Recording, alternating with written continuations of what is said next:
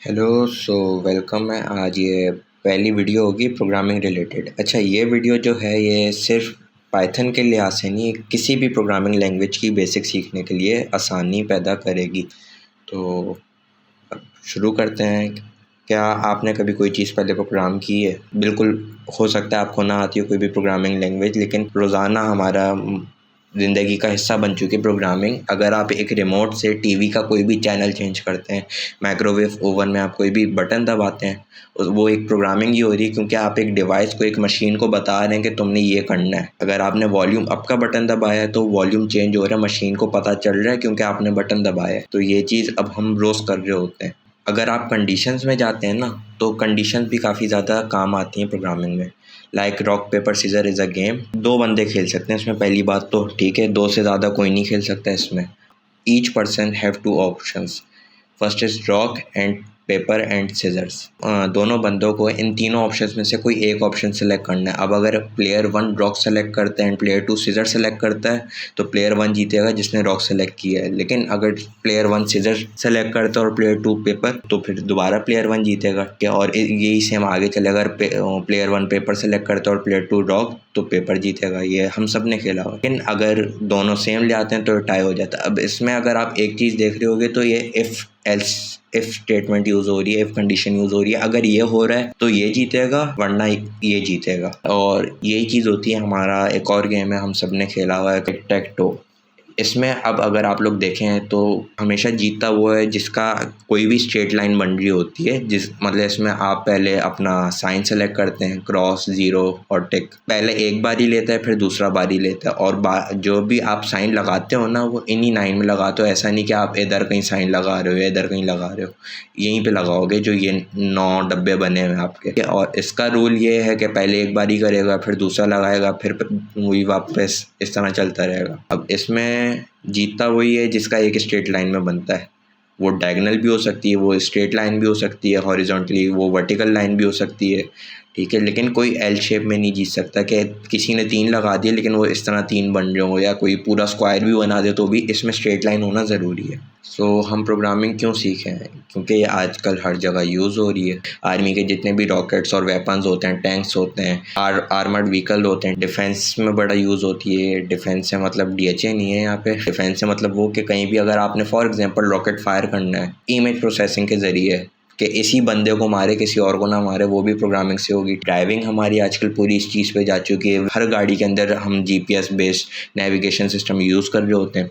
हमारी एजुकेशन में जिस तरह आप यूट्यूब यूज़ कर रहे हैं, यूट्यूब प्लेटफॉर्म किसी ने ऐसी हवा में से तो नहीं बना दिया, इसके पीछे कोई ना कोई प्रोग्राम हुआ होगा, ठीक है। फार्मिंग में यूज़ हो रहा है कि किस पौधे को कितना पानी देना है। कंप्यूटर डिज़ाइनिंग जो हो रही है, ठीक है, उसके पीछे हर जगह, मतलब तो हर जगह आ चुकी है ये चीज़। यहाँ पे आप बाकी पूरा देख सकते। हम ह्यूमन लैंग्वेज प्रोग्राम कंप्यूटर को किस तरह प्रोग्राम कर सकते हैं। अब पहले तो आप इंसान को समझो। इंसान को अगर मैं बोलता हूँ, अपने भाई को बोलूँगा, ठीक है, कि मुझे पानी ला कर दो, सही है, तो पानी किस तरह ला कर देगा? ज़ाहिर सी बात है वो मुझे ग्लास में ला के देगा, क्योंकि उसका पहला थॉट यही होगा कि मुझे पीने के लिए चाहिए, ठीक है। अगर वो ये समझेगा कि मुझे मुँह धोने के लिए चाहिए, ठीक है, तो वो हो सकता है मुझे थोड़ी बड़ी प्याली या छोटी बाल्टी या छोटे जग में ला कर दे दे। मैं फॉर एग्जांपल एक प्रोग्राम में लिख दूं, कंप्यूटर को बोलूं कि मुझे पानी ला कर दो, किस तरह ला कर देगा? वो हो सकता है अपने हाथ में रख कर ले आए, हो सकता है वो ग्लास में ले आए, हो सकता है वो पता नहीं पानी वो पूरा नलका और निकाल के ले और बोले ये लो पानी। कंप्यूटर को कभी भी एक बात समझ नहीं आती है जब तक आप उसको पूरा सेट ऑफ इंस्ट्रक्शंस ना दे कि ये जाओ, ये करो, ये करो। उसको जब तक आप बोलेंगे नहीं कि पहले डिस्पेंसर पर जाओ, उसके सामने मतलब पहले ग्लास लो, डिस्पेंसर पर जाओ, उधर पानी वो खोलो, जब ग्लास फुल हो जाए, उससे थोड़ा कम रह जाए तो वो डिस्पेंसर से हटा देना पानी जब भरने वाला हो, और फिर वो पानी ला के मुझे दो ग्लास में, उसका टेम्परेचर इतना हो। ये आप छोटे भाई को, इंसान को नहीं बोलेंगे। इंसान ये चीज़ें समझ जाते हैं क्योंकि इंसान बचपन से हमारी यही लैंग्वेज सीख रहे होते हैं। इंसान दिमाग से बात करता है, ठीक है। वो अगर सीधा अगर मैं भाई को बोलूँ कि पानी ला कर दो, और अगर उसने भी कंप्यूटर वाली हरकत कर दी, तो बस वो तो फिर बेड़ा ही गर्क हो जाएगा। अगर प्रोग्रामर के पॉइंट ऑफ व्यू से देखा जाए तो कंप्यूटर हाउ डिवाइस है, व्हाट डिवाइस नहीं। कंप्यूटर को ये मत बताओ क्या करना है, कंप्यूटर को ये बताओ कैसे करना है। और कैसे का मतलब यही है कि सीरीज़ ऑफ इंस्ट्रक्शंस आप उसको देंगे, ठीक है, कि ये करना है, फिर ये करना है, फिर ये करना है, तो वो अपना टास्क पूरा करेगा, वरना वो नहीं कर सकता, वो कोई ना कोई भंड मारेगा। और इस चीज़ को हम जो बोलते हैं ना, जो आप पूरे series of set of instructions देखते हो कंप्यूटर को, ठीक है, इसको हम बोलते हैं एल्गोरिथम। इंसान का दिमाग भी एल्गोरिथम्स पे वर्क करता है। फॉर एग्जांपल, अगर आप टैक्सी स्टैंड गए, ठीक है, वहाँ से आपने टैक्सी ली, ठीक है, उसको एड्रेस बताया कि मुझे फ़लाँ जगह जाना है, वो आपको उधर उतार देगा और आप अपने पैसे पे करोगे, बस ख़त्म बात, ठीक है। लेकिन यही अगर आपने बस में जाना है, तो बस का आपको पता होगा, बस एक चलती है एक पर्टिकुलर रूट पे, हो सकता है आपका एड्रेस उस रूट पे आता हो सकता है ना आता हो, तो आप उस एरिया का बताएंगे, ठीक है, बस वाले को, कंडक्टर को, जिस एरिया भी आप जा रहे हैं, जिस जगह भी आप जा रहे हैं, वो जो कि सबसे करीब हो गया। फॉर एग्जांपल, आपको एक फार्मेसी जाना है किसी एक रोड पर, आपने पहले वो पता किया कि उस रोड पर कौन सी बस चलती है, आप उस बस में चढ़े, ठीक है, उस कंडक्टर को कहा कि मुझे उस फार्मेसी जाना है। कंडक्टर को घंटा पता होगा कि वो फार्मेसी है भी नहीं, अगर कोई छोटी है, लेकिन कंडक्टर को आप ये बताओगे ना कि उसके सामने फ़लाँ पार्क है, फ़लाँ बड़ा शॉपिंग मॉल है, या फ़लाँ गवर्नमेंट का ऑफिस है, मुझे बस उसके सामने उतार देना, ठीक है। तो हाँ, कंडक्टर को वो पता होगा, जो भी कोई मशहूर चीज़ होगी, तो आप उधर उतरोगे, बाकी आप पैदल जाओगे। ये एल्गोरिथम। अब एल्गोरिथम दो तरीके से रिप्रेजेंट किए जाते हैं, एक होता है फ्लो चार्ट्स, एक होता है सूडो कोड। फ्लो चार्ट वो होता है जो आपने डायग्राम्स देखी होंगी, एक होता है प्रोसेस, एक होता है इनपुट आउटपुट, ठीक है, एक होता है टर्मिनल। टर्मिनल मतलब है स्टार्ट एंड एंड, ठीक है, और एक होता है डिसीजन मेकिंग। डिसीजन मेकिंग वही है जो इफ एल्स स्टेटमेंट होती है कि या तो ये या तो ये। दूसरी चीज़ होती है सूडो कोड। सूडो कोड क्या होता है, इसमें आपको एक पूरा set of instruction normal English या नॉर्मल किसी भी लैंग्वेज में आपको दे सकते हैं, उर्दू में भी लिख सकते हैं, अरबी में भी लिख सकते हैं अगर आती हो, ठीक है, रशियन में भी लिख लो, एक ऑर्गेनाइज फॉर्म में एक पूरा सीरीज ऑफ इंस्ट्रक्शंस। अब इसमें जिस तरह making a cup of T है कि उसमें पहले आपने चीज़ें ली, केटल वगैरह ले ली, पैन में पानी भरा आपने, ठीक है, पानी को बॉयल रखा, ठीक है, फिर टी बैग है, टी जो पत्ती होती है वो डाली आपने, उसको बॉयल होने दिया, फिर वो दूध डाला, फिर शुगर डाली, ठीक है, और फिर वो जो छन्नी होती है जिससे आप पत्ती को साइड पे करते हो, उससे लेके ग्लास, जब पूरा बॉयल हो जाए तो ग्लास में डाल दिया और फिर सर्व कर दिया। ये सूडो कोड की फॉर्म। अब आ जाते हैं sorting a list of numbers. अब फॉर एग्जांपल 6-7 साल का बच्चा है, ठीक है, उसको कुछ भी नहीं पता। प्रोग्रामिंग लैंग्वेज को आप कभी भी अक्लमंद ना समझिएगा, ठीक है, उसको एक डम चाइल्ड की तरह ही लीजिएगा। उसको कुछ भी नहीं पता, आपको एक एक चीज़ उसको बतानी पड़ेगी, एक एक चीज़ उसको एक्सप्लेन करनी पड़ेगी। मतलब फॉर एग्जांपल अभी जो हम टी की बात कर रहे थे, उसमें आपको एक्सप्लेन भी करना पड़ेगा कि पानी कहाँ से लेना है, ठीक है, चूल्हा क्या है, वो चूल्हे पे रखे, ऐसा ना रख के किसी भी स्लैब पे रख दे और समझ रहा हो बॉयल हो रहा है, उसको चूल्हे के ऊपर ही रखना है और चूल्हे को भी ऑन करना है, ठीक है, जिस तरह एक बच्चे को बता रहे हैं, जिस बच्चे को कुछ भी ना पता हो। अब अगर फॉर एग्जांपल मैं आपको एक नॉर्मल इंसान के दिमाग से बोलूँ कि इस लिस्ट को सॉर्ट करें, जो 5 नंबर्स की लिस्ट है, आप बता देंगे 5 पहले आएगा, 10 बाद में आएगा, फिर 15 आएगा, फिर 23 आएगा, फिर 34 आएगा। लेकिन यही अगर मैं कंप्यूटर को बोलूँगा, कंप्यूटर ये नहीं कर पाएगा, क्योंकि कंप्यूटर को समझ ही नहीं आएगा कि लिस्ट को सॉर्ट किस तरह करना है।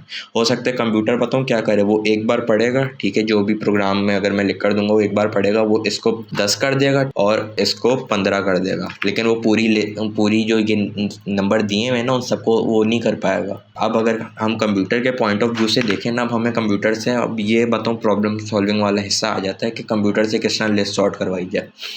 अब इसमें आप कंप्यूटर को बोलो कि इस लिस्ट को बार बार रीड करो जब तक 2 नंबर, ठीक है, मतलब लेस देन नंबर पहले ना आ जाए और ग्रेटर देन नंबर बाद में ना आ जाए, सिर्फ 2 नंबर्स के दरमियान।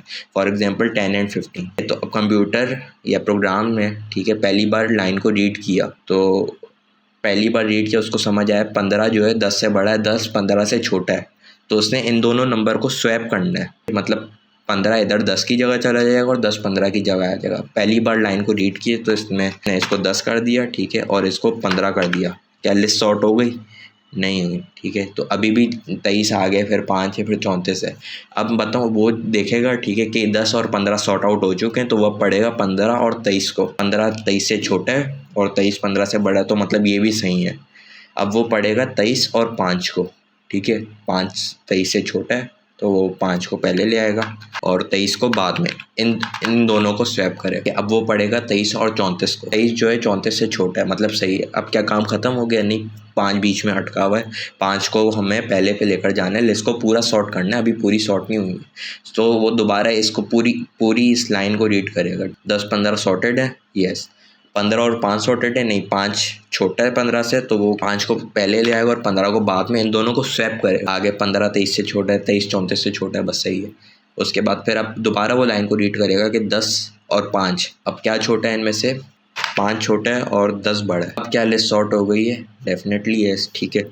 अब इंसान का दिमाग के लिए लिहाज से तो ये छोटी सी लिस्ट ही हम डायरेक्ट भी कर लेते, लेकिन अगर इंसान के दिमाग को आप बड़ी लिस्ट दे दोगे जो कोई नीचे गिवन है, ठीक है, इंसान का दिमाग पागल हो जाएगा, लेकिन इंसान कर नहीं पाएगा। लेकिन यही अगर कंप्यूटर को आप एक छोटा सा प्रोग्राम लिख के दे देंगे ना, कि हर बार एक नंबर के बाद दूसरा नंबर देखो, अगर उनमें से कोई छोटा हो तो दोनों को स्वैप कर दो, मतलब आगे पीछे हो ना तो स्वैप कर दो, और बार बार करते रहो जब तक सारी स्वैपिंग ना हो जाए, पूरी लाइन सही ना हो जाए। अब कंप्यूटर पढ़ेगा इसको कि 5 10 से छोटा है, 10 15 से छोटा है, 15 23 से छोटा है, 23 34 से छोटा है, मतलब पूरी लिस्ट सही हो गई। इंसान का दिमाग बड़ी लिस्ट नहीं पढ़ सकता, कंप्यूटर पढ़ सकता है। कंप्यूटर का लेजीनेस वाला मसला नहीं है कि इतना बड़ा काम इतना छोटा काम, कंप्यूटर को आप काम सही से दे दो, कंप्यूटर कर लेगा। तो अब बड़ी लिस्ट में अगर आप इस तरह कुछ करोगे तो कंप्यूटर आपको डेफिनेटली आपको पूरी सही लिस्ट करके देगा, जो कि इंसान का, अब फॉर एग्जांपल 1000 या 100 क्या 1000 10,000 नंबर की लिस्ट तो इंसान का दिमाग नहीं कर सकता, कंप्यूटर का दिमाग की लिस्टें कर सकता है काफ़ी हद तक, ठीक है, 1000 10,000 नंबर की। तो ये तकरीबन पाइथन की 0 सीरीज़ का पार्ट है। एक्चुअली पाइथन की नहीं, प्रोग्रामिंग की बेसिक्स क्या हैं, फ्लो चार्ट, सूडो कोड, मतलब